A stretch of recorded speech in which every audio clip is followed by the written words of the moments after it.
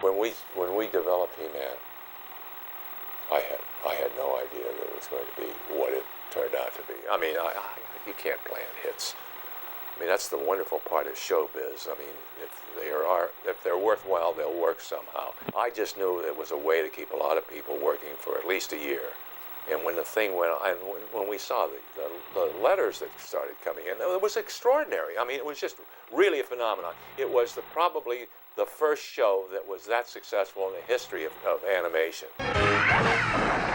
From 1965 to 1988, American animation studio Filmation developed and created dozens of popular television series and several feature films. Many of them featured larger-than-life licensed heroes, such as Superman, Batman, Captain Marvel, Tarzan, Zorro, or the cast of Star Trek. But one hero would rule the airwaves and carve out a place in television history. Join us now to explore the secret origins of He-Man and the Masters of the Universe. In the wake of the success of science fiction films such as the Star Wars and various superhero films and television series, the sword and sorcery milieu was about to be invigorated. I guess Tom Kalinske called me. He was president of Mattel at the time. And he said they had this character called He-Man. He said, would you be interested? I assumed it was going to be for Saturday morning because it was the only way you could get something done was go to the network, try to sell a show. If they bought the show, they usually paid you almost enough to do the show. And then the foreign sales would make up the difference. And so I said, yeah, I'd like to do it. And I knew that we weren't going to be very busy. And I also knew that I was really getting to the place where it was so difficult to sell a network show and so unrewarding creatively that there had to be something else that would be done that could help the industry stay awake during those periods. After approaching ABC, CBS, and NBC in early 1982 and being turned down, Scheimer hatched a plan to sell He-Man and the Masters of the Universe into syndication as a first-run syndicated show, airing an unprecedented 65 new episodes on weekdays. He-Man not only was the first show that was produced 65 episodes in one season, it was also the first show to go in what was called first-run syndication. And this hadn't really been done before for cartoons, and it really created a new business, a whole new business model that frankly ended up evolving into the Nicks and the Disney channels and the Cartoon Networks that dominate children's television today. Prior to He-Man, there really wasn't original production that was made to be aired 5 days a week. It was only made for Saturday morning. So He-Man was breakthrough, not only in terms of its content, and not only in terms of the number of shows that were produced, but in terms of how those shows were broadcast. 65 allowed the stations to have 4 runs a year. And it was on a daily basis that they only had to show the show once every 3 months or something like that. And it was a number that allowed them to have a rotation in the shows that was not overwhelming. He knew what reruns were and what they meant to the company, and no one had really pioneered making brand new syndicated shows, which were in essence brand new reruns. You know, I mean, obviously everything's planned to make money in reruns, but Lou planned to create a new dynasty for Filmation, and he stuck out his territory in working with the smaller networks, the small independent stations all across the country. To sell the series to the independently owned television syndication market, Lou and Westinghouse executives went to a convention called NATPE, the National Association for Television Production Executives, in July 1982. They brought with them development materials from the show and ran into the man who was the star of the just-released feature film, Conan the Barbarian. We had all of our drawings, we had some storyboards there. And it was interesting, people came up and they saw these drawings, they liked this characters, and we talked about the fact that we're going to do them with the pro-social values built into the show. And I look up at one guy, and he was looking at some of the drawings. I said, that's Arnold Schwarzenegger. Yeah. It was funny. And he was looking at these drawings and, and he was, you could tell he was ticked off. Little did we know he'd be our governor. Yeah, that's right. I wasn't calling him High Gov in those days. I got involved with He-Man because there were 5 directors at that time.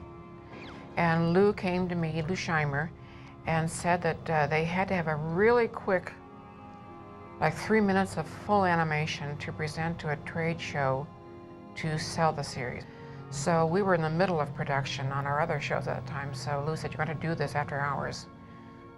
So I pulled in a couple Disney animators and had some of my own crew working after hours, and I literally stayed every night and it was just not even a complete scene, just a series of drawings going from my desk right to the assistants, just kind of keep the stuff rolling because we were really up against a really tight schedule. And we did it. They took it to the trade show and it sold the series. While the series was being sold into syndication, work had already begun in earnest on the series itself. But even as the Filmation crew prepared the world of Eternia to be unveiled to kids everywhere, Lou Scheimer was faced with some real-world concerns in the form of protests. This was coming off of the 70s, which was the most regulated era of children's television, where no violence was allowed, and this was all the result of Action for Children's Television, otherwise known as ACT. And what had happened in the 70s was all of violence and adventure and everything was basically just knocked out of children's television, and it became very pat, very puerile. There was no Johnny Quest, there was no superheroes really to speak of. I mean, it was basically the era of Scooby-Doo. And Scooby-Doo sort of came out of the fact that they couldn't do anything else with action. That was one of the funniest things about this show is before it even got on the air, they were up in arms about how violent it was going to be.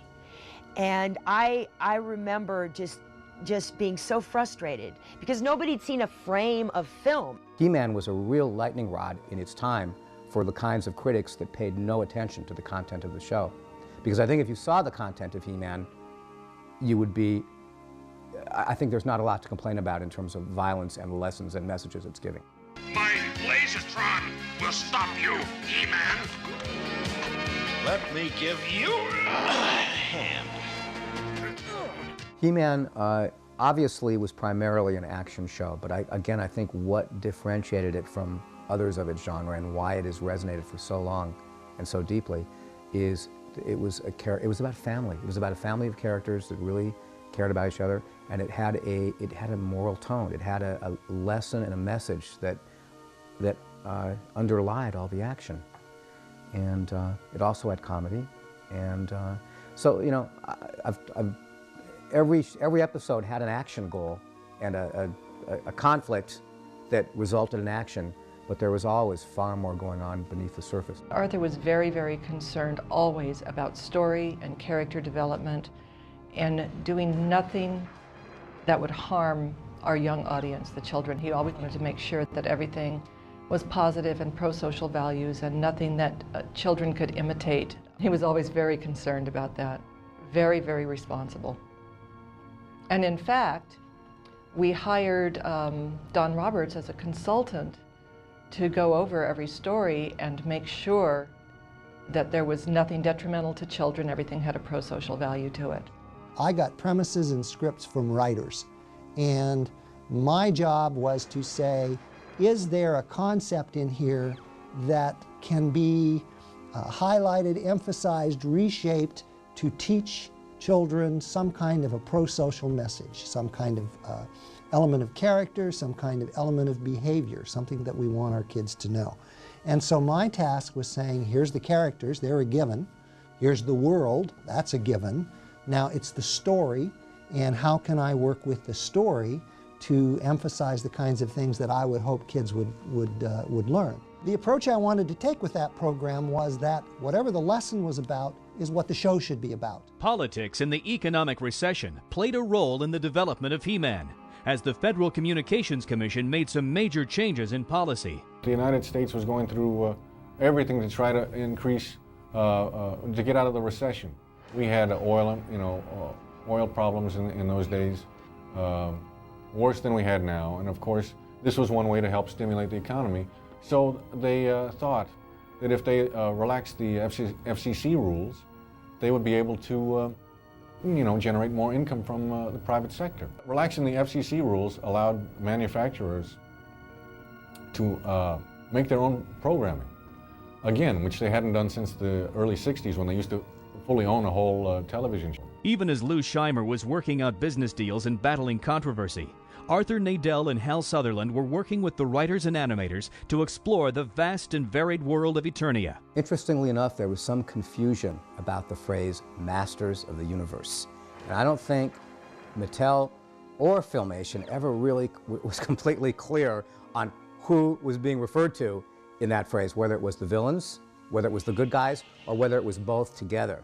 And I suspect there was probably some sort of shift or revision on that thinking, because my first script referred to the villains as the Masters of the Universe, and subsequent scripts referred to the heroes. But in my personal mind, as I think of it this day, they're all the Masters of the Universe. There's the good Masters versus the evil Masters. Together we defend Castle Grayskull from the evil Masters of the Universe. I remember going down to Hawthorne, to the Mattel offices, with a group of writers and producers for the show to see the He-Man dolls for the very first time. And we were taken into a room there, and the whole product line was showed to us, along with a lot of development artwork. And it looked very interesting. It looked like Buck Rogers, like Flash Gordon, a little bit of Star Wars, like a big amalgam of a lot of the fantasy movies of the day. Everything from a little bit of the Sinbad movies by Harryhausen right up to Battlestar Galactica and things like that. Spacemen, monsters, wizards, the whole thing.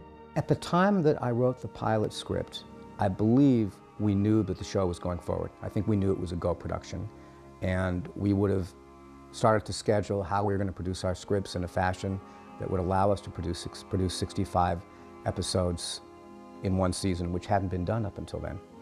And I think the plan was to use a lot of freelance writers. We had a staff, and we did indeed expand the staff as we started He-Man, and hired other writers who were not there at the beginning. So it was a combination of using staff writers and a lot of freelance writers. I think He-Man probably used more freelance writers than any previous Filmation show, certainly more so than any of the shows that I'd been involved with previously. I first learned about He-Man when Arthur Nadell called me in to talk about it. He was going to be the producer and the story editor, and he said, we have a new show coming up. It's something that really hasn't been done before. Are you interested in writing episodes about it? I said, what, there's going to be like what, long commercials? No, we'll have real stories. Frankly, from a little girl on, I always loved superheroes. You know, Superman was my hero. And the next thing I knew, I was in a meeting. And there were about 10 of us around the table, and they were explaining what the concept was. I was the only woman in the room, and I understand I was the only woman writing these at all.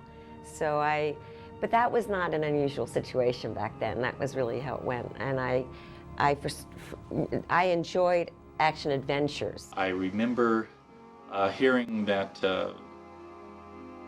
Filmation was working on this project with Mattel Toys, and that is based on some toy characters, some action figures they had. When I heard about it, I went looking, found a DC comic adaptation or early story, I think a couple of issues.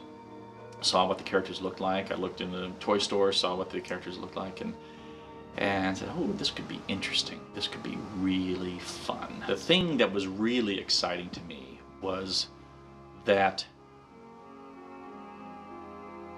we were creating something absolutely new and different, and in a format that was new and different. One of the main things we were faced with in this project, once I had agreed to stay there to get the series rolling, was building a stock library that we had had before in our history.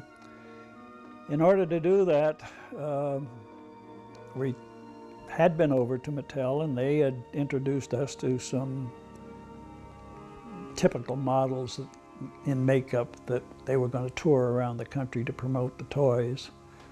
And of course we couldn't use those. I went with an assistant from one gymnasium to another trying to find bodybuilders, both male and female, that would sort of fit the bill of He-Man. And we interviewed them, we tested them for agility, for jumping and rolling and twisting so that they weren't just totally muscle bound. and we shot an extensive library. We did a storyboard on it first of the shots that we wanted, and we filmed this library about each character. And from there, we went ahead and had our layout artists and character design artists follow Mattel's designs. And then we started introducing the action, the talking pieces, and with He-Man there was a lot more action because of the situation, his character. That took a while, and we only had a few artists, as I said before, that were capable of drawing those figures. But once it was completed, it was a tremendous asset. I was calling every studio in town, and I wanted to get onto a series, and the He-Man series was gearing up. They needed a lot of people. I just called up, and they said, "Come on down, take a test," and that's how my He-Man story began. Keep your fangs to yourself, Beastman. My feeling about the show was that it was great because there were 65 episodes, which meant we'd be working for probably a year. And I remember that being the promise at the beginning was, well, you're going to get a year's worth of work out of this. So, so I was very happy about that.